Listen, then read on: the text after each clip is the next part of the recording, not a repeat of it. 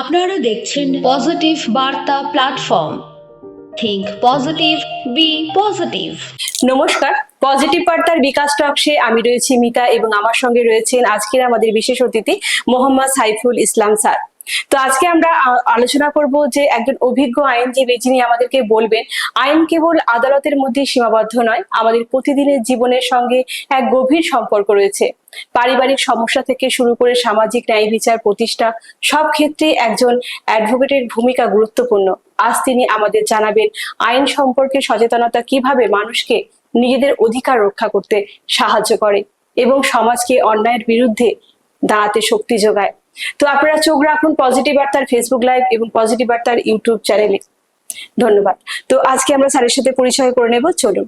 নমস্কার sir, positive বার্তার প্ল্যাটফর্মে আপনাকে অনেক অনেক স্বাগত স্যার। তো প্রথমেই জানতে চাইবো পজিটিভ বার্তার প্ল্যাটফর্মে এসে কেমন লাগছে আপনার? প্রথমে আমি জানাবো আপনাদের এখানে এসে আমার খুব আনন্দ, আপনারা আমাকে ইনভাইট করলেন।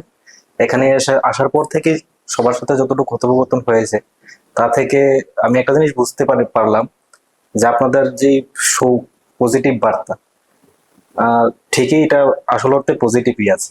এখানে যত ভাইব আমি এসে দেখলাম সবকিছুই পজিটিভ, আর আমি এটা বলতে পারি যে আপনাদের এখান থেকে সমাজ একটা পজিটিভ বার্তা পাবে। ধন্যবাদ স্যার। তো এটাই আমাদের উদ্দেশ্য এবং লক্ষ্য, যে সমাজের মধ্যে ইতিবাচক বার্তা পৌঁছে দেওয়া এবং আগামী প্রজন্ম যাতে দেখতে পারুক যে আমাদের পৃথিবীটা কত সুন্দর, এবং আপনাদের মতো গুণী মানুষদের এই প্ল্যাটফর্মে এনে আপনাদের ইতিবাচক ভাবনাগুলো সমাজের মধ্যে ছড়িয়ে দেওয়া, এটাই হচ্ছে আমাদের পজিটিভ বার্তা এই প্ল্যাটফর্ম থেকে এই কাজটি। তো ধন্যবাদ স্যারকে আবারও। তো স্যারের কাছে জেনে নেব যে কিভাবে এই অ্যাডভোকেটের লাইনে এলেন এবং কিভাবে আপনার এই জার্নিটা হলো, একটু শুনে নেবো আপনার কাছ থেকে। প্রথম থেকে বলতে গেলে ছোটবেলা থেকে আমার এই প্রফেশনের প্রতি একটা আকর্ষণ ছিল। পাশাপাশি আমি গ্রাম থেকে বিলং করি, তো ওইখানে দেখতাম যারা লোক আছে, গ্রামের মানুষ আছে, যারা আইনের জটিলতা এবং আইনের যেটাকে বলে প্রসিডিউর বা প্রক্রিয়া, ওইসব না বুঝে তারা অনেক ভোগান্তি ফেস করছে। এবং পাশাপাশি যারা অভিযুক্ত আছে তারাও তাদের অধিকার সঠিকভাবে তারা জানছে না। তো ওইখান থেকে আমার একটা ইচ্ছা জন্মাচ্ছে যে ভবিষ্যতে অ্যাডভোকেট হব। তার পাশাপাশি আমার মা বাবা, তাদের অনেক স্বপ্ন ছিল যে আমাকে অ্যাডভোকেট বানানোর জন্য। তো তারা কঠোর পরিশ্রম করেছে আমার মা বাবা, এবং আজকে তাদের জন্য আমি এখানে। আর সমাজের জন্য কিছু একটা ভালো করতে চাই, এবং সমাজের যত মানুষের মৌলিক অধিকার তা যত লঙ্ঘিত না হয় ওই দিকে লক্ষ্য রেখে আমি এই প্রফেশন মূলত আসি। একদম, অনেক ধন্যবাদ স্যারকে। এরপরে আমরা জেনে নেব স্যারের কাছ থেকে আবারও যে একজন ক্রিমিনাল অ্যাডভোকেটের কাজের ধরনগুলো কি হয়ে থাকে, মূলত জেনে নেব আপনার কাছে। আমাদের এখানে অনেকগুলো লাইন আছে, যেমন সিভিল, যারা সিভিলে প্র্যাকটিস করে তারা সিভিল লাইন নিয়ে থাকে, আমরা ক্রিমিনাল করি। তো আমাদের সবসময় লক্ষ্য রাখতে হবে, যখন একটা অভিযুক্ত লোক, যতক্ষণ না পর্যন্ত কোর্ট ওকে দোষী সাব্যস্ত করছে ততক্ষণ অব্দি আমাদের ওইটাই নীতি থাকা দরকার যে ওই লোকটা এখনো অভিযুক্ত না। যতক্ষণ না পর্যন্ত কোর্ট থেকে ওকে কি বলে ওইটাকে সঠিক রায় দেওয়া হচ্ছে না, ততক্ষণ অব্দি ওই লোকটা নির্দোষ। এবং যে অভিযুক্ত লোকটা থাকে তার কি কি অধিকার আছে সেগুলোকে উপস্থাপন করা কোর্টের কাছে, এবং তার পক্ষে সম্পূর্ণ যতটুকু আমাদের দরকার ডিফেন্সে কাজ করা। ধন্যবাদ স্যার আবারও। তো এরপরে আবারও আসবো আমরা যে গুরুতর অপরাধ মামলায় প্রথমবার ক্লায়েন্টের সাথে দেখা হলে কিভাবে কেসটাকে আপনি প্রস্তুত করেন তখন?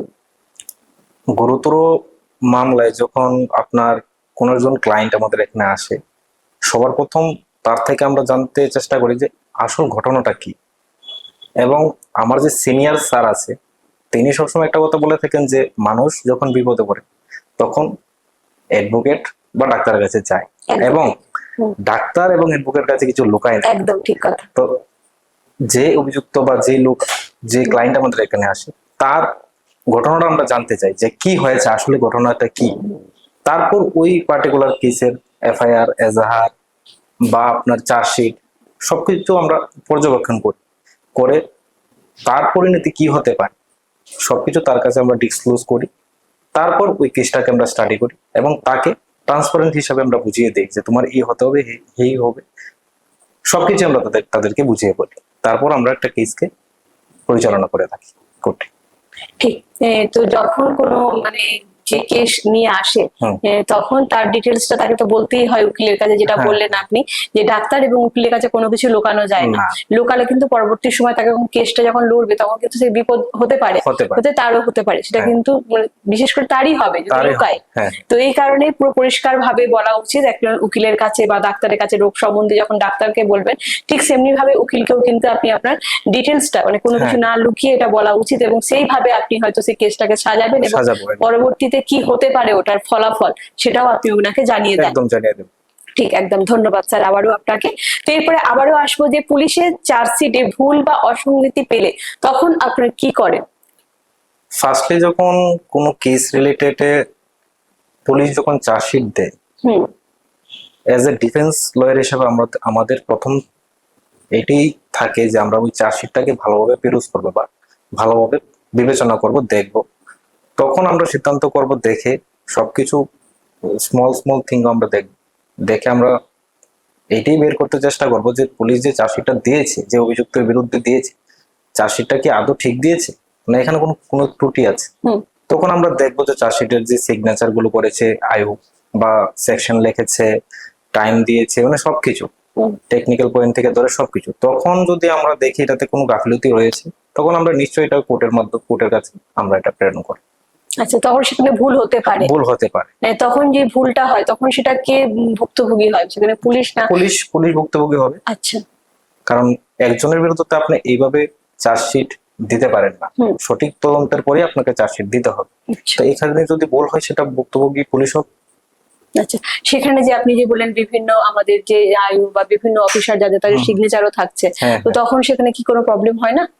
আমরা সবকিছু তো ম্যাচ করি, সিগনেচার ঠিকঠাক ভাবে পড়েছে, সিগনেচারের নিচে ডেট পড়েছে কিনা, যদি দরকার লাগে আমরা তারপরে এই আয়ুর সাথে কথাও বলে অনেক সময় যে আপনাদের এখানে ভুল হয়েছে বা কি পাবলিক প্রসিকিউটর থাকে, তারাও এটাকে বিবেচনা করে দেখে।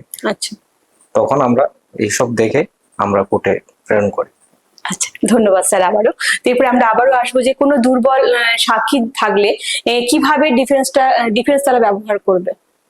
যদি কোনো দুর্বল সাক্ষী থাকে তাদেরকে আমরা ক্রস এক্সামিনেশন যখন করব, তখন এমন ভাবে ক্রস এক্সামিনেশন করব যাতে আমাদের যে ক্লায়েন্ট আছে তাদের পক্ষে যাতে রায়টা যায়, বা এমন ভাবে ক্রস এক্সামিনেশন করব যাতে সত্যটা যাতে ওর ভেতর থেকে বেরিয়ে আসে, উদ্ঘাটন হতে পারে। হ্যাঁ হ্যাঁ, এইটাই প্রকৃত অর্থে এইটাই আমরা চাই, যে ক্রস এক্সামিনেশনটা এমন ভাবে হোক যে যে সাক্ষী দিতে আসছে দুর্বল সাক্ষী হোক, আর যে এখানে দুর্বল সাক্ষী বলতে কি অপোজিট সাইডের সাক্ষীকে বোঝানো হচ্ছে? প্রসিকিউশন সাইডের যে সাক্ষীগুলো আছে, যে প্রসিকিউশন যারা কেসটাকে প্রমাণ করার জন্য যে সাক্ষীগুলি কেসের মধ্যে থাকে, ওই সাক্ষীগুলিকে আমরা যে ডিফেন্স লয়ার হিসাবে ক্রস করি। তখন ক্রস করার ফলে ক্রসটা এমন ভাবে করি যাতে ওর মধ্যে থেকে সব সত্যি ঘটনাটা বেরিয়ে আসে কোর্টের সামনে। ঠিক, ধন্যবাদ স্যার আবারও আসবো, যদি এই ক্লায়েন্ট অপরাধ স্বীকার করে কিন্তু নির্দোষ দাবি করতে চায় তখন আপনি সেখানে কি করেন? দেখুন, আমাদের কাছে যে ক্লায়েন্ট গুলো আছে সবাই বলে আমি নির্দোষ, তারপর ওর থেকে আমি সবকিছু ঘটনাটা সত্যি ঘটনা জানি, ও বলে ক্লায়েন্ট বলে যে আমি এটা করেছি বা করেছি না, এটা আমাদেরকে বলে। তখন যদি দেখা যায় যে সে স্বীকার করছে যে আমি করেছি, তারপর আমার কাছে এসেছে, তখন আমি তাকে আইনের যে ধারাগুলো আছে ওকে বুঝিয়ে বলবো, এবং তার পরিণতি কি হতে পারে সেটাও বলবো। তারপর আইনসম্মত ভাবে এজ এ ডিফেন্স লয়ার হিসাবে যতটুকু ওর পক্ষে ডিফেন্স দরকার আমরা এটা করে দেবো, কিন্তু কোনো বেআইনি হবে না, যে একটা সাক্ষী আমরা একটা মিথ্যা একটা কিছু বানিয়ে দিলাম কেসের মধ্যে, এইসব করেন। মানে সে যে নিজে থেকে ধরা দিচ্ছে, সেই প্রসেসের মধ্যে যেগুলো আছে, যেগুলো তাকে সেভ করা যায়, যতটা সেভ করা যায়, আরো সে তো নিজে থেকে ধরা দিয়েছে, নিজে স্বীকার করেছে যে হ্যাঁ অন্যায় করেছি বা ভুল হয়ে গেছে, ভুলবশত হয়ে গেছে, এরকম যদি কোনো ব্যাপার থাকে। ঠিক, ধন্যবাদ স্যার আবারও আসবো আমরা যে ঘরের ভিতরে যারা থাকে মহিলারা, অনেক সময় কি হয় তারা অনেক সময় মেন্টালি বা শারীরিক ভাবে বিভিন্ন রকম ভাবে ঘরে তারা অত্যাচারিত হয়, সেইখান থেকে তারা কিভাবে তারা উকিলের দ্বারস্থ বা কোর্টের দ্বারস্থ তখন তারা হবে, বা কিভাবে তাদের সেভ হবে তাদের? এখন যে যুগ এসেছে, এখন তো আগে যে আমাদের ছিল আইপিসি সিআরপিসি, এখন তো নতুন হয়েছে বিএনএসএস, যেটা সিআরপিসি পরবর্তীতে সিআরপিসি ছিল, এটা এখন হয়েছে বিএনএসএস। তো আগে আমরা কি দেখতাম, কোন একটা ঘটনা বা ইনসিডেন্ট যদি হতো তখন আমরা থানাতে যে এফআইআর করতাম, হুম হুম রিটেন হোক, রিটেনিং দিতাম, তারপর পুলিশ সেটাকে তদন্ত করতো। এখন আপনি যে প্রসঙ্গে যে কোয়েশ্চেনটা আমাকে করেছেন, হুম হুম। এখন নতুন আইন অনুযায়ী বিএনএসএস এ আপনি পুলিশের কাছে আপনার যেতে হবে না, এফআইআর লিখে যেতে হবে না। আপনি এখানে ক্লিয়ারলি বলা আছে ইলেকট্রনিক মোডেও আপনি এফআইআরটা করতে পারবেন। তো এখন যেহেতু আধুনিক যুগ, সবার কাছে একটা স্মার্টফোন আছে, হুম হুম তো ঘরে বসে যদি ও, যেই মহিলাটা নির্যাতিত হচ্ছে ঘরের মধ্যে, হুম। ও যদি একটা এফআইআর লেখে ইলেকট্রনিক মোডে যদি থানাতে পাঠিয়ে দিই, পার্শ্ববর্তী যে কোনো একটা থানাতে, পুলিশ সেটা অ্যাকশন নেবে।